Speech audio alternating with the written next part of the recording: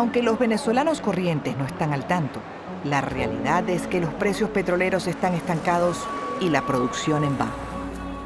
Pero para no frenar las aspiraciones de una sociedad que le ha tomado el gusto al crecimiento, el gobierno se endeuda aceleradamente. Una razón que los boom petroleros son tan peligrosos y el resultado es casi siempre endeudamiento es que el boom da al presidente o al primer ministro, lo que sea, la idea que puede hacer todo lo que quiere en el país. Entonces comienza a crear planes que son demasiado grandes, que implica demasiado esfuerzo del país. Era el quinto plan de la nación de Carlos Andrés y era el quinto plan de la nación de Irán al mismo tiempo. Los dos eran casi igual.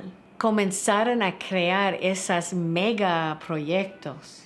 Empezó un gigantismo en el gasto público, en el desarrollo de empresas cuyos proyectos de crecimiento tenían un problema. Tú tenías con qué financiar el inicio, pero tenías que calcular cómo voy a financiar después. Entonces eso empezó a provocar el endeudamiento.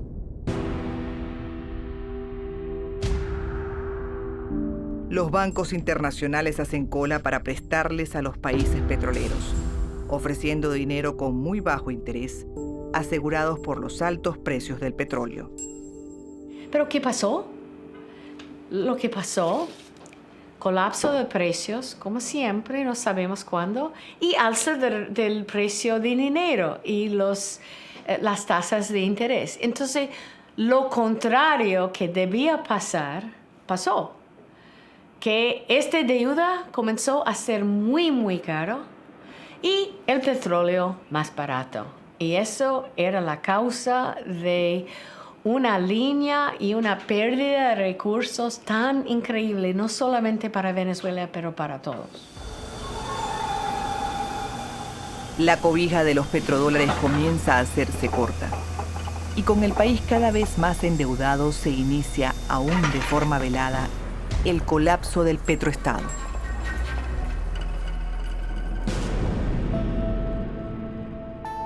A los problemas sociales y económicos se le suman los políticos. Carlos Andrés Pérez ha construido su propio círculo de amistades. Nuevos empresarios, banqueros, personas con alto estatus social. Ahora su imagen comunica un aire cosmopolita, que le trae problemas con Acción Democrática y un choque por el control del partido. Su principal contrincante no es cualquier persona. Es el expresidente Rómulo Betancourt. Aunque no hay enfrentamiento público, Betancourt toma distancia de quien fuera su pupilo. Cuando hay en el poder un grupo que adula, hay otro grupo que intriga. Y yo creo que ese cruce, que fue muy evidente en el primer gobierno de Carlos Andrés, hizo posible pues, que prácticamente se produjese allí una ruptura afectiva y de visión de país entre Rómulo y Carlos Andrés. El país que le tocó gobernar al presidente Rómulo Betancourt fue un país totalmente distinto que el país de la abundancia que le correspondió gobernar a Carlos Andrés Pérez. Betancourt logra, contra la voluntad del presidente, que Luis Piñerúa conquiste la candidatura de Acción Democrática para las elecciones presidenciales que se avecinan. Y la campaña que hace Luis Piñerúa está orientada sobre la base de que él va a acabar con la corrupción, lo cual se interpretaba que había la percepción en el partido y en ciertos líderes de que en el gobierno de Carlos Andrés había despilfarro y que hubo corrupción. El presidente Pérez se ha labrado un prestigio internacional, pero le ha costado poder en su propio partido. Pérez tenía claro, él tenía aliados en su partido, pero tenía pocos amigos en su partido, como la historia lo va demostrando a lo largo de los próximos años. Cada vez más los medios de comunicación divulgan casos de corrupción y algunos escándalos penales que opacan la imagen de su gobierno. La trágica muerte del animador Renio Tolina, conocido como el número 1 de la televisión venezolana, abre un camino para la especulación. Por otro lado, se habla mucho de fortunas con negocios turbios, de créditos que no se devuelven. Y en el campo se habla de agricultores que ahora vuelan en sus propias avionetas, pero no conocen los tractores. Hubo mucho dinero que se contrató para programas de crédito al sector privado que después escurrió el bulto cuando vino el momento de hacer el balance de la obra de Carlos Andrés Pérez. Donde hay mucho dinero y poco control, es muy fácil que haya corrupción, como en efecto aparecieron muchos casos de corrupción. Y yo creo que la corrupción no es un hecho atribuible a fulano o a mengano, sino a un desajuste institucional causado por los incrementos extraordinarios de los ingresos sin programas adecuados para utilizarlo. En los países que exportan petróleo, incluyendo a Venezuela, no es que estos países tienen más ladrones que otros. El problema son los incentivos que está creado por un Estado que vive de rentas. Porque la circulación de rentas crea un sistema de incentivos que da la idea, si no roba, es un tonto, no es vivo. Ustedes tienen un minuto en el gobierno o en un contrato con el gobierno, o su familia tiene un contrato en el gobierno. Tiene ese momento, tiene que tomar lo que puede. Al iniciar su último año de gobierno, la situación política ha cambiado. Los partidos de oposición, que se habían visto disminuidos por la bonanza de los primeros años, ahora confrontan al gobierno sin reservas. Todo parece acumularse en contra de Pérez. Los precios petroleros, la inflación, las denuncias, la insuficiencia de los servicios. Crecer también trae problemas. Su presidencia está por terminar. Las elecciones están cada vez más cerca. Y el principal candidato opositor pregunta, ¿dónde están los reales? La percepción de que somos un país rico y que cambiando de gobierno volverán esos reales que se habrían despilfarrado, impulsa la victoria del candidato de Copey, Luis Herrera Campins. Hoy en cambio me toca recibir una economía desajustada. Recibo una Venezuela hipotecada.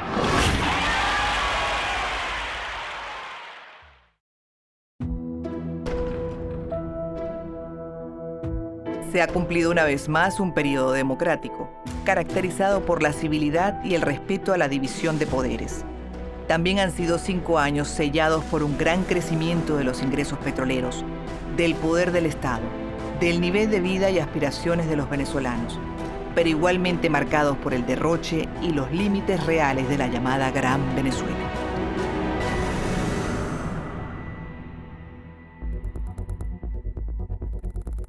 Pérez, fuera de la presidencia, y con más enemigos que nunca, ahora tiene que enfrentar nuevos ataques. El que causa más revuelo es el de un barco.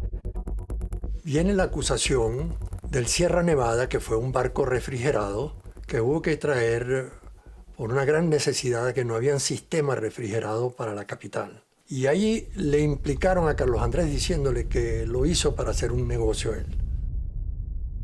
Se presentan una serie de elementos de juicio sobre irregularidades cometidas en esa compra de ese barco refrigerado que comprometían niveles administrativos inferiores al presidente de la República, pero en todo caso fue convertido en un caso simbólico para atacar al presidente de la República. Los enemigos que los tenía fuera del gobierno y dentro de Acción Democrática, levantaron ese caso como para poderlo eliminar políticamente hacia el futuro. Se realiza en el Congreso la esperada votación. Con el apoyo de su partido y los votos salvados de algunos diputados de la izquierda, logra salir ileso. Él siempre se aparecía como invulnerable, todopoderoso, Superman. Pero mi impresión es que esas acusaciones lo dañaron personalmente, lo entristecieron mucho.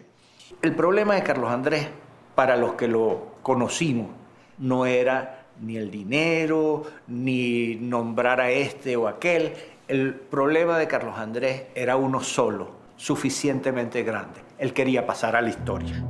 A pesar de los esfuerzos de sus oponentes, Pérez queda políticamente habilitado para poder ser de nuevo, en 10 años, candidato presidencial.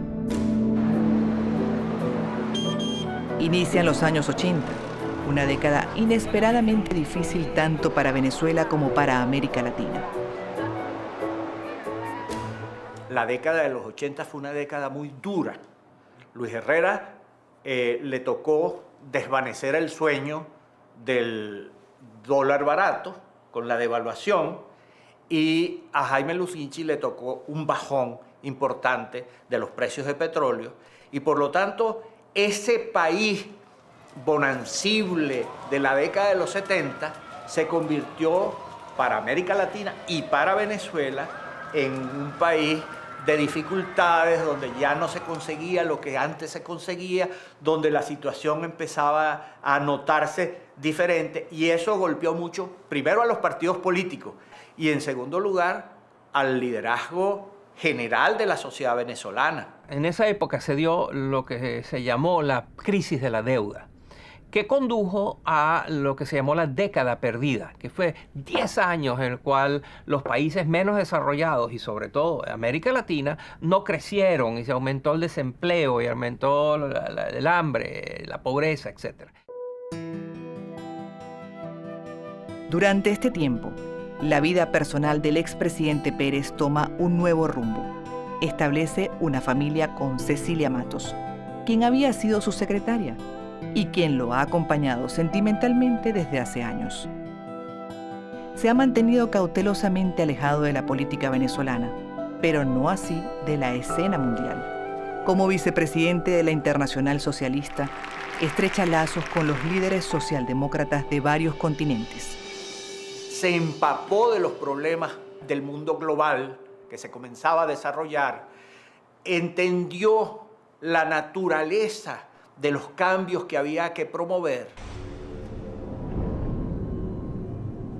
Esta convulsionada década está por terminar, y Carlos Andrés percibe una oportunidad para volver activamente a la política nacional, volver a la presidencia.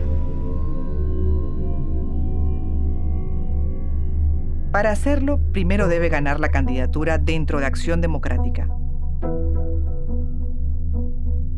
Sin embargo, el presidente Jaime Lucinchi y la dirigencia del partido ya tienen candidato, Octavio Lepage, que evidentemente cuenta con el respaldo de la gran maquinaria del partido de gobierno.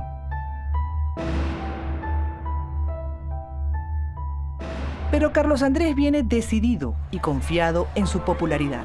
Apoyado por las bases del partido y el movimiento sindical, contra todo pronóstico, logra imponerse como candidato presidencial de Acción Democrática. Una vez que Carlos Andrés Pérez se impone en los llamados colegios electorales, todo el partido entra en la campaña, todo el partido apoya a Carlos Andrés Pérez para ganar las elecciones, que era lo más importante en ese momento para Acción Democrática.